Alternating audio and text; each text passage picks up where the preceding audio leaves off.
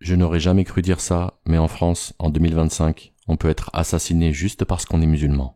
Abou Bakar, notre frère, en est la tragique preuve. Ce vendredi à 8h, il était à la Grande Combe, dans le Gard, pour nettoyer la mosquée. Un homme s'est approché de lui, prétendant s'intéresser à l'islam et vouloir se convertir. Mais alors qu'Abou Bakar montrait comment les musulmans prient, l'agresseur a sorti un couteau et l'a poignardé de 40 à 50 coups de couteau. Pire encore, il a ensuite publié des vidéos sur les réseaux sociaux, montrant son arme et proférant des insultes abjectes. Je l'ai fait, ton Allah 2. Abou Bakar était connu de tous. Musulmans ou non, tous ceux qu'il côtoyait le décrivaient comme poli, attentionné et agréable. D'ailleurs, Nathalie, une habitante, a témoigné auprès de l'AFP en disant « il était toujours souriant ». Peu importe que l'agresseur soit un déséquilibré ou non. Ce crime odieux est le fruit empoisonné des discours anti-musulmans et anti-islam qui gangrènent notre société en France. Cette haine déversée sans relâche par certains politiques en quête de voix, par des médias avides de clics, et même par des apostats en quête de reconnaissance ne sont pas sans conséquences. Ils sèment la peur et attisent la violence. Alors certains me diront qu'ils sont en droit de critiquer l'islam. Oui, la critique des religions est un droit en France.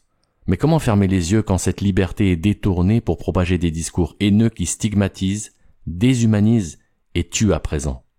Comment ne pas voir que la ligne rouge entre critique acceptable et discours haineux est désormais évidente? Et c'est Abou Bakar qui malheureusement en a fait les frais, et cela au prix de sa vie. Et quand je lis les commentaires de certaines personnes, je me demande si la haine ne les a pas déjà rendus aveugles, au point de perdre toute forme d'humanisme. Par amour fraternel pour notre frère Abou Bakar qui est mort en pensant partager sa foi avec un non-musulman, nous avons organisé la construction d'un puits.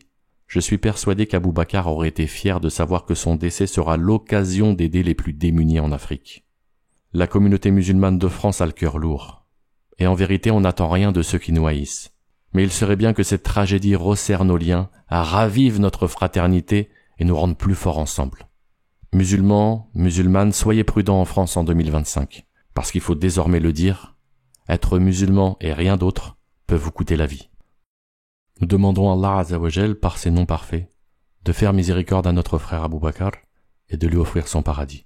Allahumma salli wa sallim wa barik ala nabina wa habibina Muhammad wa ala alihi wa sahbihi ajma'in. Jazakallahu khairan, barakallahu fikum.